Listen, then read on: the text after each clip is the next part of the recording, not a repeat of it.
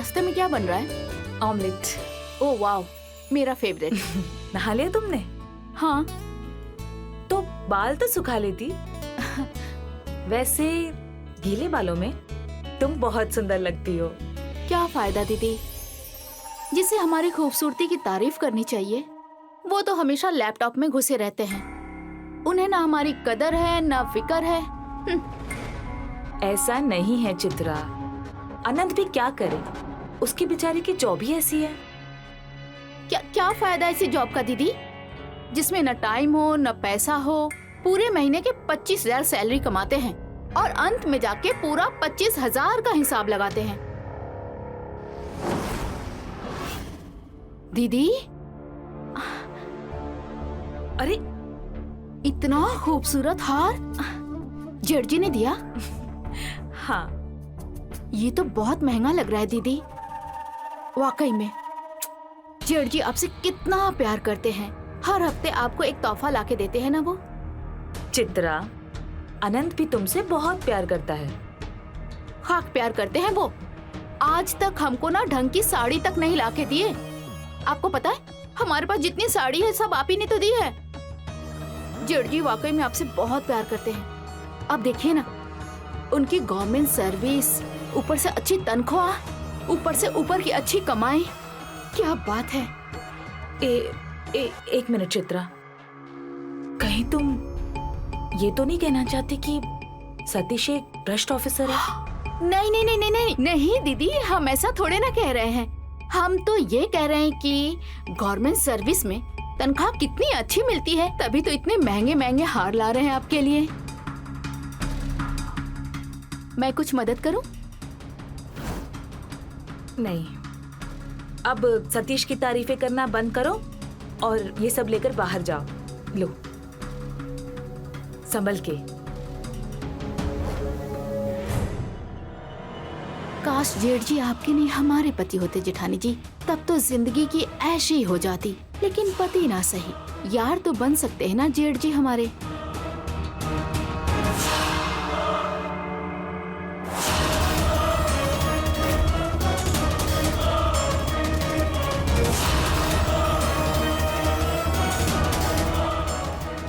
जेठ जी,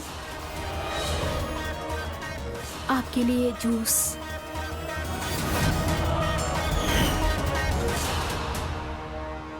जेठ जी, क्या हुआ? कहाँ खो गए थे? कुछ नहीं, बस गीले बालों में बहुत खूबसूरत लग रही हो।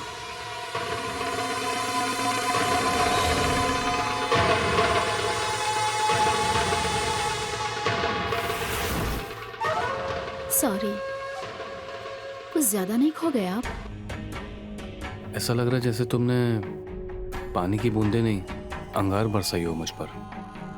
ओह, शायराना, क्या बात है। दीदी जी के लिए सोने का हार और हमारे लिए सिर्फ शायरी।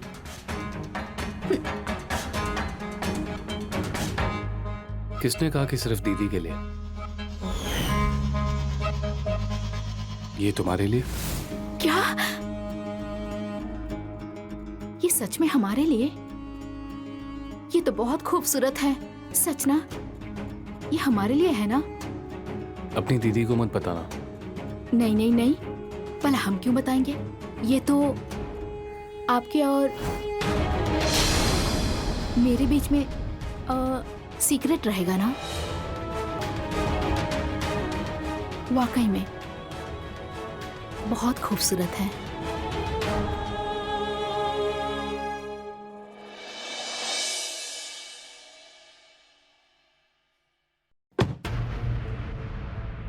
सुनो, जेठ जी तुम्हारा नाश्ते के टेबल पे इंतजार कर। हाँ बस 2 मिनट में आया। हमको एक बात नहीं समझ में आती। एक छोटे से मामूली अकाउंटेंट हो तुम प्राइवेट कंपनी में, फिर भी इतना बिजी रहते हो जैसे किसी बड़े कंपनी के मालिक हो। हाँ, हद है यार। जाओ जाओ, जाके जेठ जी से कुछ सीखो। देखो उन्हें, अपनी बीवी के लिए कितना वक्त निकालते हैं वो, इतने बड़े ऑफिसर होने के बावजूद। और तुम हो कि तुम कहना क्या चाहती हो? हम यही कहना चाहते हैं अनंत जी कि कुछ लाइफ में कर लीजिए। कब तक 25,000 पे जिंदगी जीते रहेंगे? हाँ, आप साहब बोलो, हुआ क्या है? तुमको पता है कल जेठ जी ने दीदी के लिए इतना महंगा तोहफा लेकर आए, सोने का हार। और तुम हो कि आज तक हमको एक चवन्नी का तोहफा तक नहीं दिए हो। कुछ दिए हो क्या? बताओ, दिए हो? चित्रा, तो मुझे थोड़ा सा वक्त दो, मेरा प्रमोशन होने वाला है। उसके बाद मैं भैया की तरह हर हफ्ते तुम्हें गिफ्ट ला के दूंगा। लाओगे ना तुम? लाओगे मसूर की दाल, मूंग की दाल, यही सब लाओगे हमारे लिए। अनंत, कभी खुद को देखा है मिरर में? आईने में खुद को देखा है कभी? थोड़ा सा भी चार्म नहीं है तुम्हारे में। छे, किस्मत हमारी ही फूट गई है। हमें तो अब लगता है कि हमने तुमसे शादी करके ही गलती कर दी।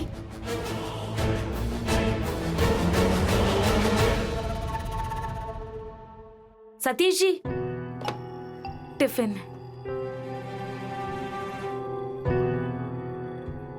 आज टिफिन खा के आना। कल की तरह पूरा टिफिन घर पे वापस नहीं आना चाहिए। अरे हाँ बाबा, एक बात कहूँ? हाँ, थोड़ा सीखो चित्रा से। वो कैसे हमेशा वेल ग्रूम्ड और सज संवर कर रहती है, खुद को देखो, हमेशा थकी आ रही। वो इसीलिए क्योंकि मैं घर का सारा काम करती हूँ और वो महारानी दिन भर सजने संवरने में बिजी रहती है। अरे तुम गुस्सा क्यों हो रही हो?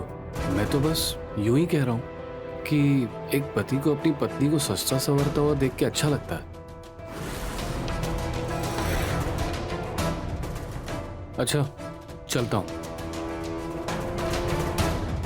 गाड़ी थोड़ा तरीके से चलाना, आजकल बहुत रैश ड्राइविंग कर रहे हो। तो भैया मैं तो सही से ही चलाता हूँ। एक तो तुम किसी की सुनते नहीं हो। मैं तो सोच रहा हूँ ऑफिस से गाड़ी मंगवा लिया करो, कम से कम ड्राइवर बात तो सुनेगा मेरी।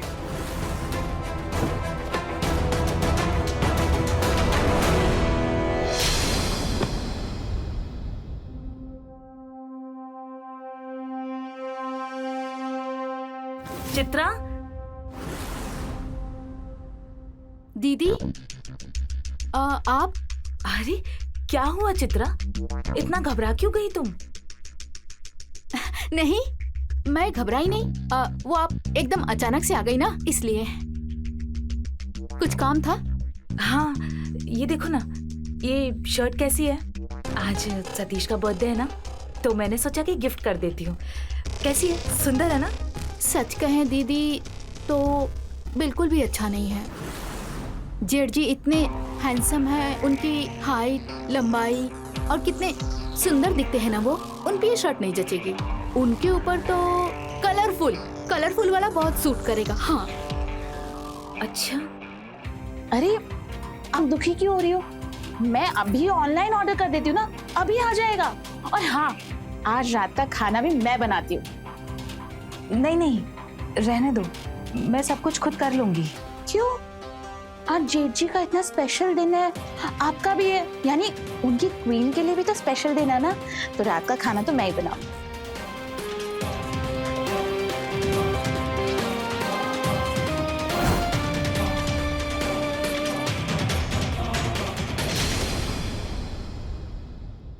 क्या बात है, आज बर्थडे बॉय बहुत स्मार्ट लग रहे हैं। Thank you. और तुम्हारे कान के झुमके बड़े प्यारे लग रहे हैं। Thank you. Happy birthday to you, happy birthday to you, happy birthday भैया। Thank you Anant. Wow, cake तो बहुत बढ़िया है। चलिए अब केक काट भी लीजिए। जरूर। अरे एक मिनट, बहुत जरूरी काम है। ये बताओ कि इन दोनों शर्ट्स में से आपको ज्यादा कौन सी अच्छी लगी? ये वाली। देखा, मैंने कहा था ना दीदी कि जेठ जी को सिर्फ मेरी चूज की हुई शर्ट पसंद आएगी, क्योंकि मुझे उनकी चॉइस पता है। लेकिन आप हैं कि मानती नहीं। चलिए अब केक कट किया जाए। Sure. Happy birthday to you, happy birthday to you, happy birthday dear जेठ जी, हैप्पी बर्थडे टू यू। ये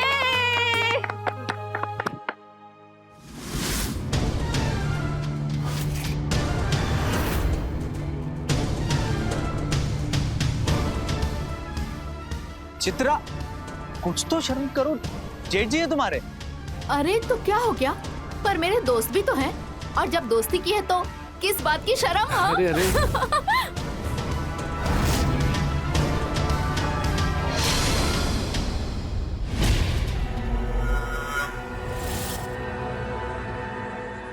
यहाँ आप? हाँ, वो केक साफ करने आया था। मेरे वॉशरूम में पानी नहीं है और मुझे काफी इरिटेशन हो रही है, तो अच्छा, आइए।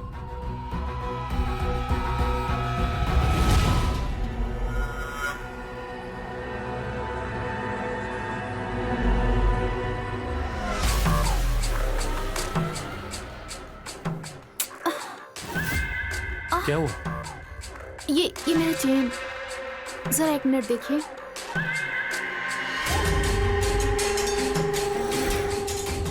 मेरा चेन भी आपके जितना मुझे सताता है।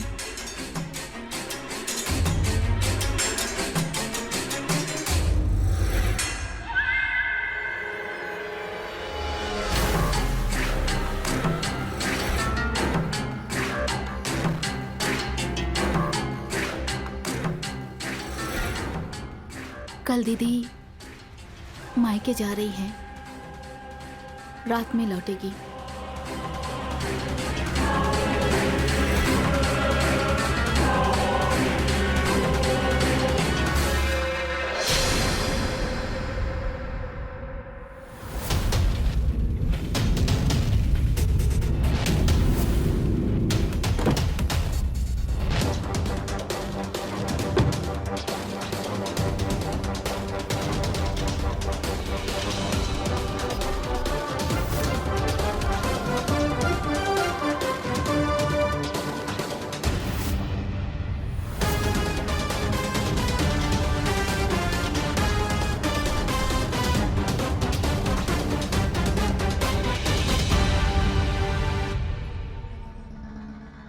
क्या हुआ? तुम्हें मेरा आना अच्छा नहीं लगा? मैंने ऑफिस से छुट्टी तुम्हारे लिए ही ली है। कुछ नहीं, बस हमारी किस्मत पे हमको रोना आ रहा है। देखिए ना, दीदी कितनी खुशनसीब है ना कि उन्हें आप जैसा पति मिला जो उनसे बहुत प्यार करता है, उनकी बहुत कदर करता है।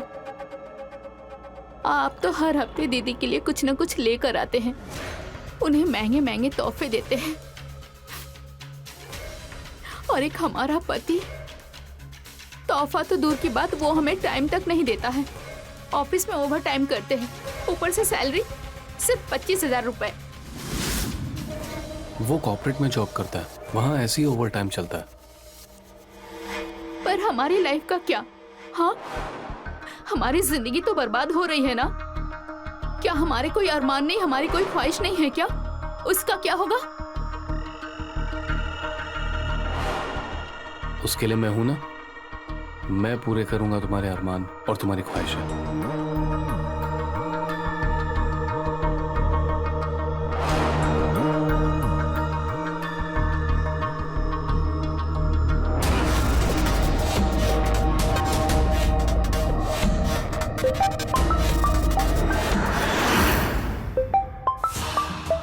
एक मिनट,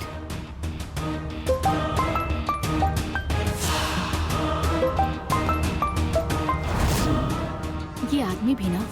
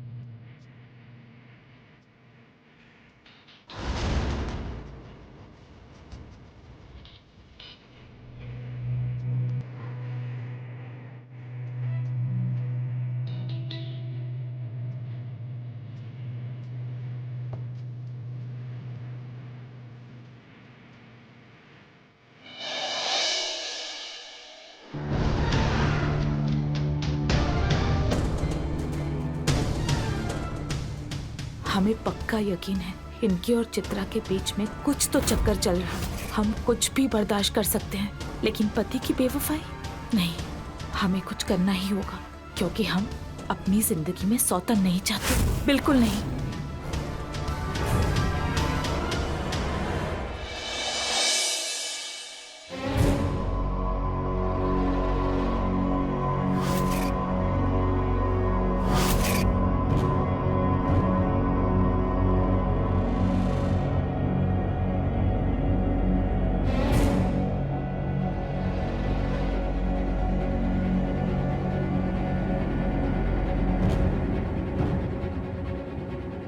क्या हुआ?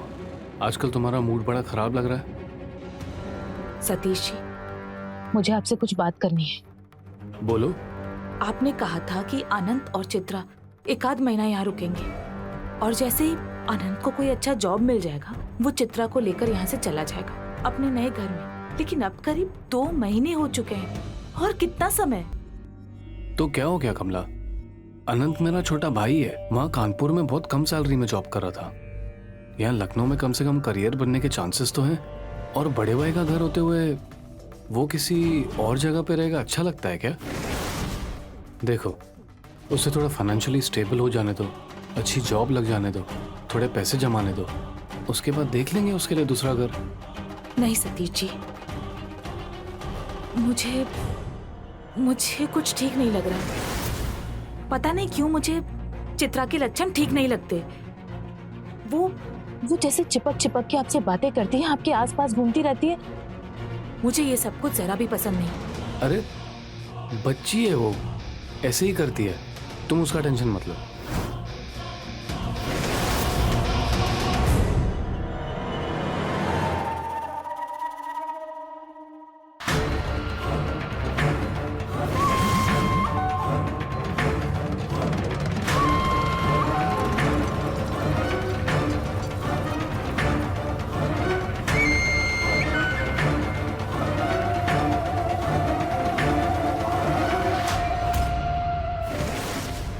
I'm sorry.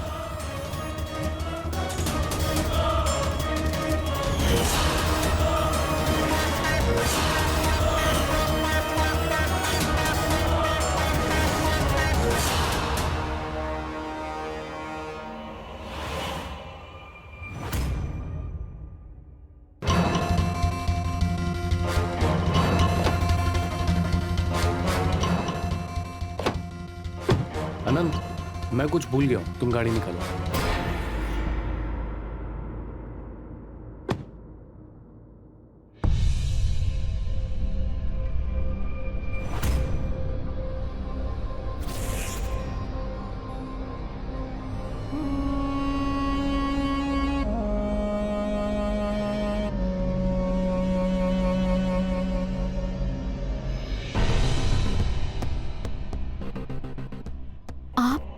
चित्रा,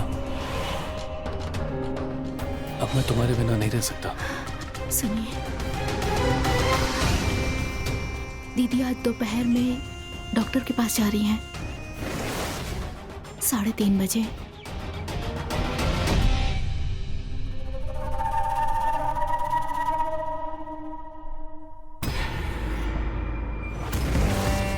अरे आप अभी तक ऑफिस नहीं गए?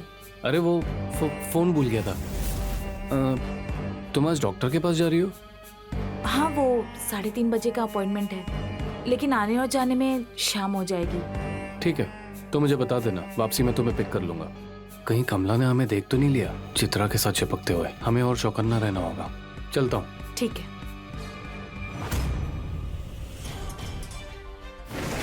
लेकिन इन्हें कैसे पता चला कि मैं डॉक्टर के पास जा रही हूँ? मैंने तो इन्हें बताया ही नहीं था।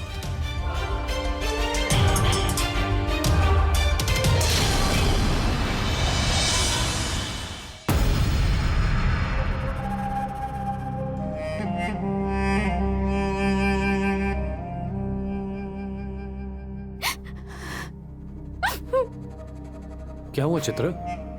सतीश, मैं आपके बगैर नहीं रह सकती अब। मैं सच कह रही हूँ सतीश, मैं सच्ची आपके बगैर नहीं रह सकती अब। मुझे ऐसा क्यों लग रहा है कि जैसे मैं दीदी का कुछ चुरा रही हूँ, जैसे मेरी जिंदगी से सब कुछ जाने वाला है। सतीश, बताइए ना, अब मैं क्या करूँ? मुझे कुछ भी समझ में नहीं आ रहा है सतीश, मुझे कुछ भी नहीं समझ में आ रहा है। प्लीज मुझे बताइए मैं क्या करूँ। चित्रा, मैं भी तुम्हारे बगैर नहीं रह सकता, और ये सोचकर कि वो आनंद तुम्हारे साथ है, मेरे रगों में कीड़े तोड़ते हैं। पर सतीश, आखिर कब तक? मुझसे नहीं हो पाएगा। कब तक हम यूं ही ऐसे चुपके चोरी चोरी मिलते रहेंगे सतीश? हाँ, और वैसे भी सब कुछ तो दीदी का है ना? हाँ, अगर आपने मुझे छोड़ दिया तो हाँ, सब कुछ तो दीदी का है। आप तो कभी भी अपनी मर्जी से मुझे इस घर से और अपनी जिंदगी से निकाल फेंक देंगे। फिर मेरा क्या होगा? मैं कहाँ जाऊंगी? मेरा क्या होगा सतीश? हाँ? तुम्हें सच में ऐसा लगता है मैं करूंगा तुम्हारे साथ? पर दीदी और अनंत के रहते हुए हम कैसे खुल के मिल पाएंगे? हम तो खुल के जी भी नहीं पाएंगे। मैं तुम्हें पाने के लिए कुछ भी कर सकता हूँ। सच्ची ना? हाँ चित्रा।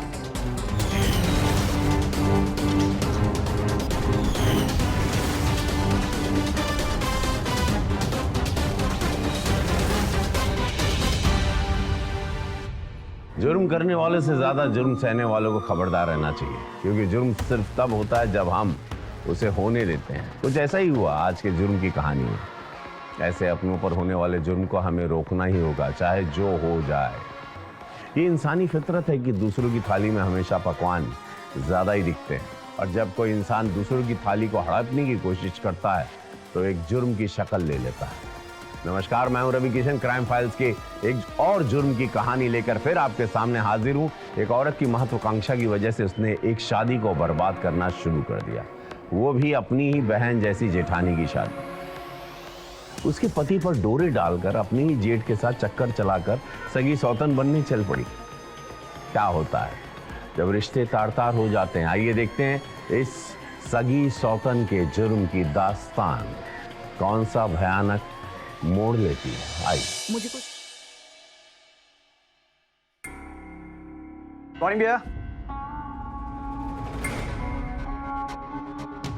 भैया आप लोगों का बढ़िया, हर तीसरे दिन कोई ना कोई हॉलीडे, और यहाँ हम कॉर्पोरेट वाले हैं, छुट्टी तो हमारे लिए जैसे एक सपना।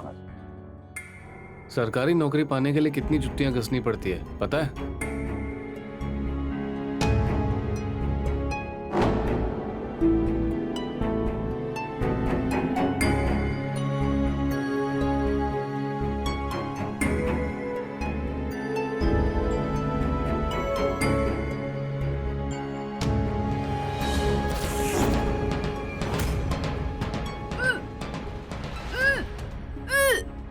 चित्रा, कमला ये देखो लीजिए। जरा। चित्रा, बैठो बैठो, वो देख लेगी। चित्रा,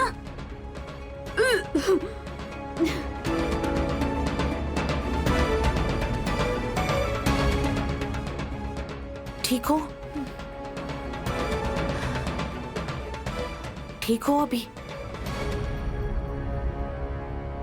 अचानक से क्या हुआ? कुछ गलत खा लिया था क्या? नहीं भाभी, पता नहीं, एकदम ऐसे मन अजीब सा लग रहा था थोड़ा सा। खाया तो घर का ही खाना था। फिर आप ठीक लग रहे हैं?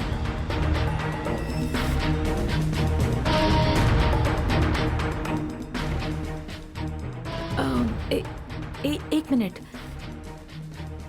खट्टा वट्टा खाने का मन तो नहीं कर रहा है? हाँ, कर रहा है? चलो फिर, ये तो खुशखबरी है।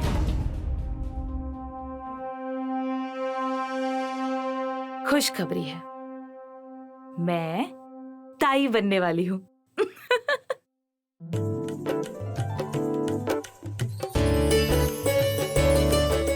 भैया मुबारकबाद तो दे दो।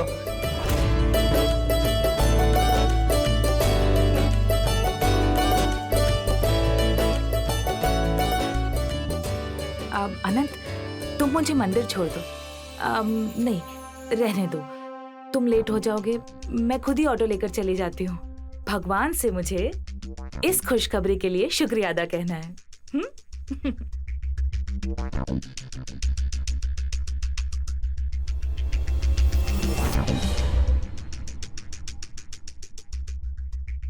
चले? चलो। अनंत, आते वक्त मिठाई जरूर ले लेना। वापस बधाई। बाय भैया। बाय चित्रा, आता हूँ। हाँ, अपना ख्याल रखना।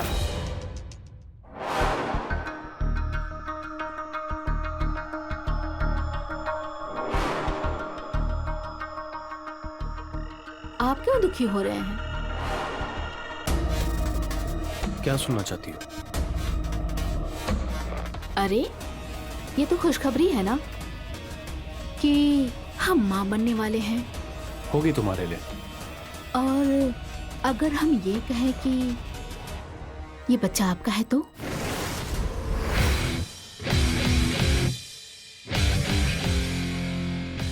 सच चित्रा?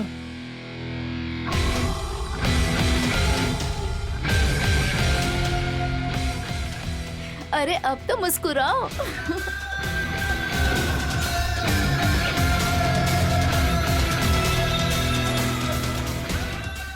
पापा बनने का सुख अपने हाथ से जाने नहीं दे सकता मैं।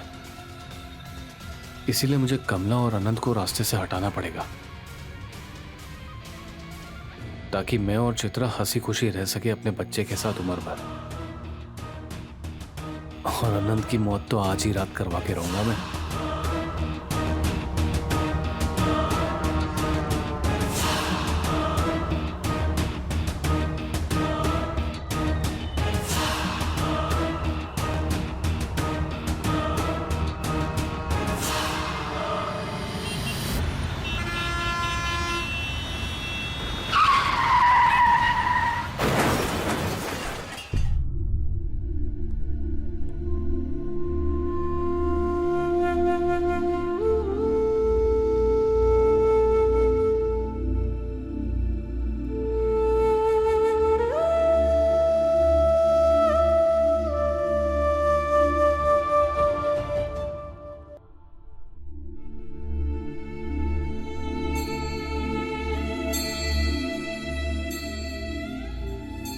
सतीश, तूने अनंत को कानपुर से लखनऊ बुलाया था ना, और मुझे कहा था उसका ख्याल रखेगा। फिर ये कैसे हो गया बेटा? कैसे हो गया उसका एक्सीडेंट?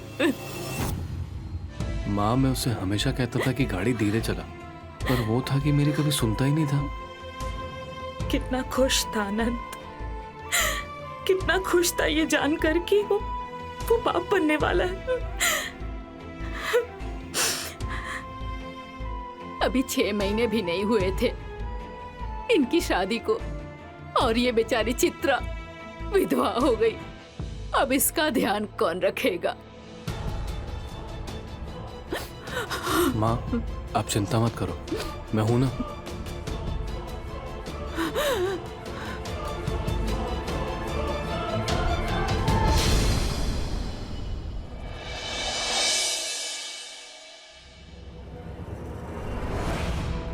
कहाँ रख दिया उसने?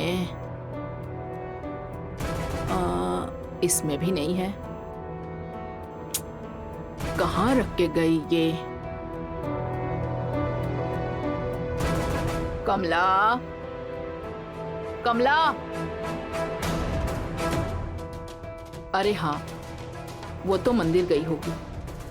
चित्रा कहाँ चली गई? चित्रा, चित्रा, चित्रा, चित्रा, कहाँ चली गई ये?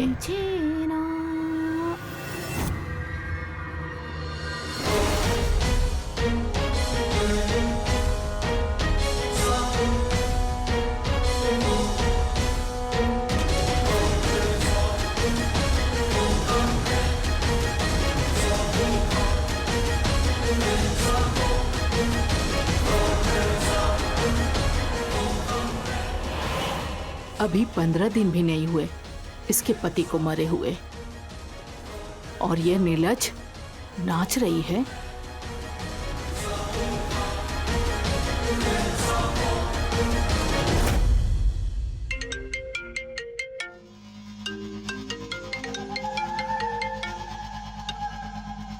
हेलो। मैं ऑफिस से घर आ रहा हूँ। अच्छा, बड़ा जल्दी घर आ रहे हो, पर इतना जल्दी घर आके करोगे क्या? क्योंकि पहले तो हमारी जेठानी जी हड्डी बनी थी और अब तुम्हारी मम्मी जी कबाब में हड्डी बन के बैठी हैं। मम्मी की चिंता छोड़ो, बड़ी तलब लग रही है तुमसे चिपकने की। ओह, तो एक काम क्यों नहीं करते, अपनी मम्मी जी को फिर से कानपुर भेज दो। अरे आज रात के मजे लेने दो, कल निपटारा करता हूँ अपनी माँ का। ठीक है, मैं आपका वेट कर रही हूँ। जरा प्लीज जल्दी आ जाना। Okay, bye.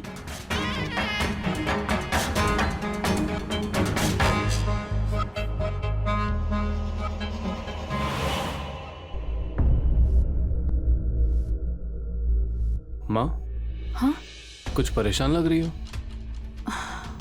देखो सतीश, मुझे कुछ ठीक नहीं लग रहा है।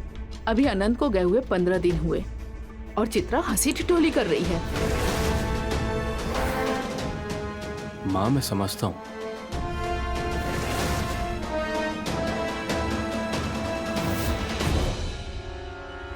माँ जी, आप जेठ जी से हमारी शिकायत कर रही हैं?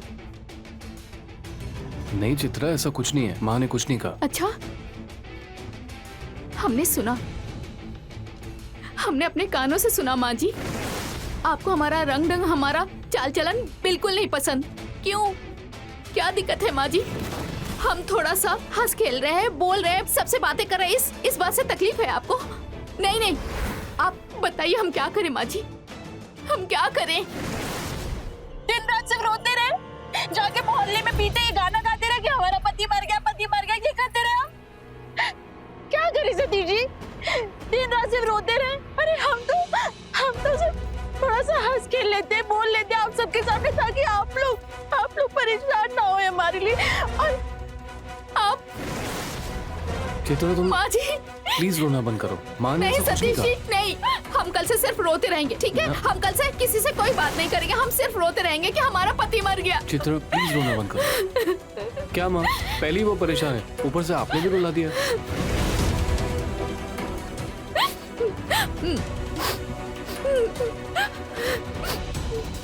हमें माँ को कल के कल ही महीने के घर के खर्चे के पैसे ना भेजने की धमकी देकर यहाँ से कानपुर भेजना पड़ेगा, क्योंकि मैं नहीं चाहता कि मेरे और चित्रा की मोहब्बत के बीच में कोई आए।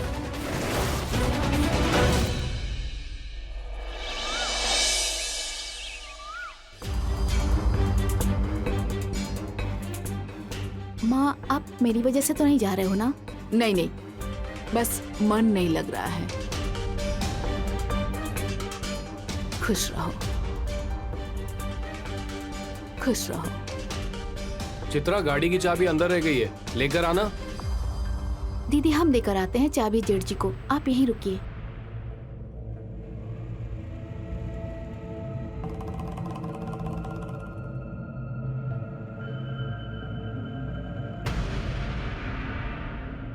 सुनो, मैं तुम्हारी सास हूं, वो मेरा बेटा है, तुम मेरी बहू हो। वो भी मेरी बहू है। लेकिन एक औरत होने के नाते मैं तुम्हें बता दूं, कब कौन सी सगी औरत सौतन बन जाए पता नहीं चलता। इसलिए अपने घर को संभाल ले, दरारें पड़ने से पहले।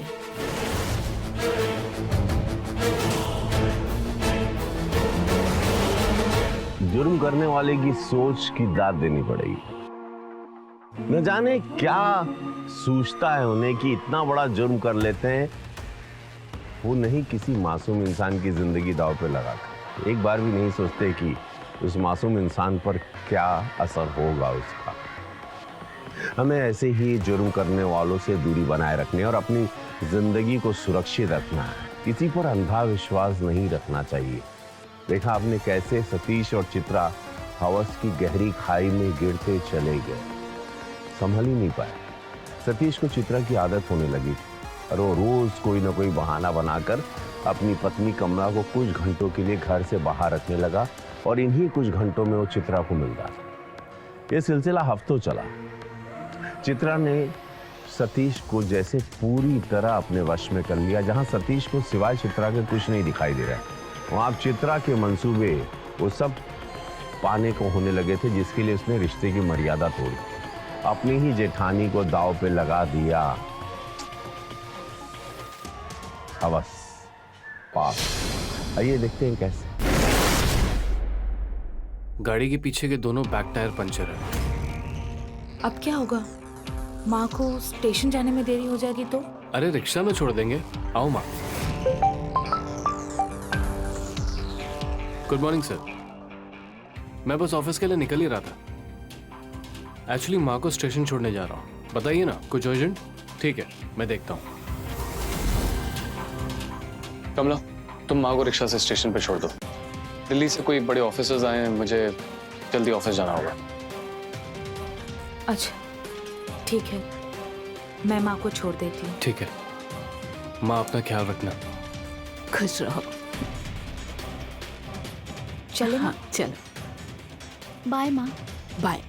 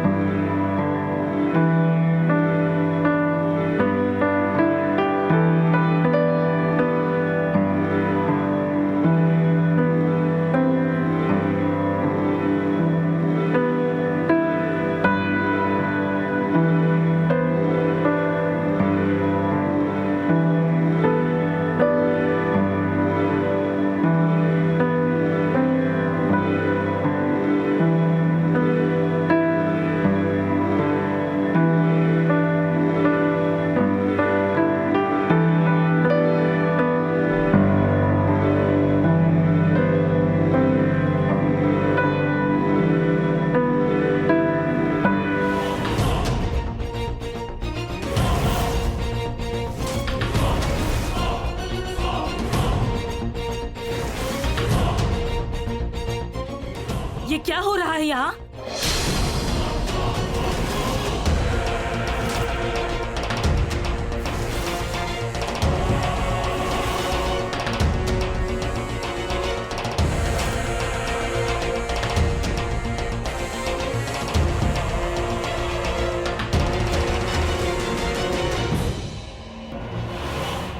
भाभी भाभी चित्रा, तुम इतनी गिरी हुई हो, ये मुझे आज समझ में आया। अब तुम मेरे इस घर में एक पल और नहीं रुक सकती। निकलो यहाँ से, मेरी बात निकलो। सुनिए।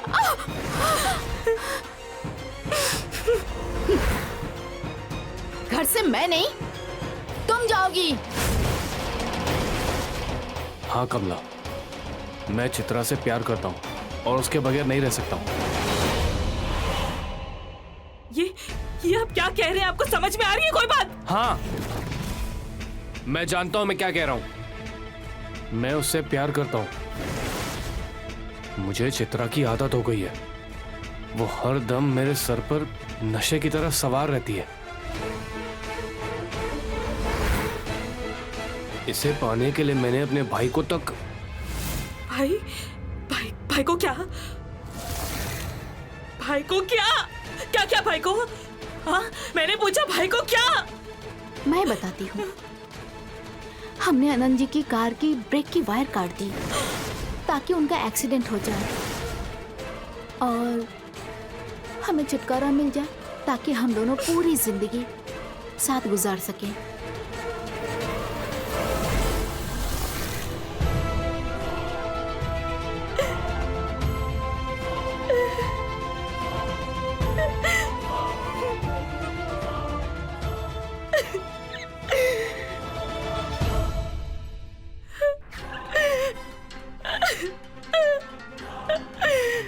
अब मरने के लिए तैयार हो जाओ।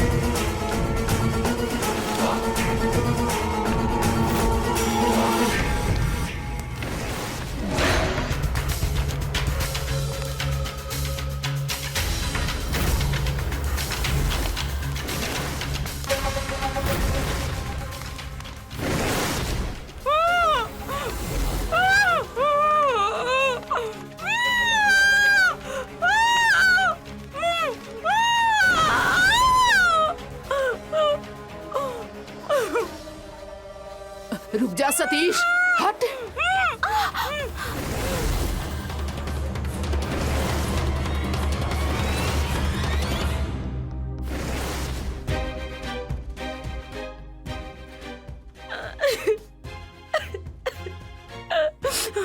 माँ जी, इन दोनों ने मिलकर अनंत को भी मार डाला।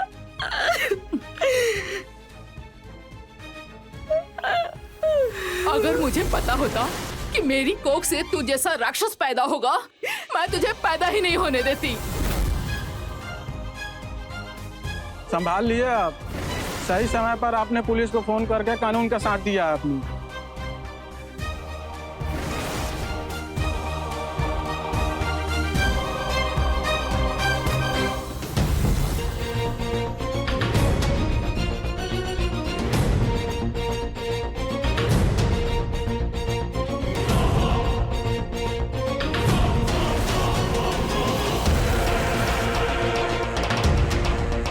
साहब, कोई गलती मत करना वरना शूट कर दूंगा। ले चलो सबको।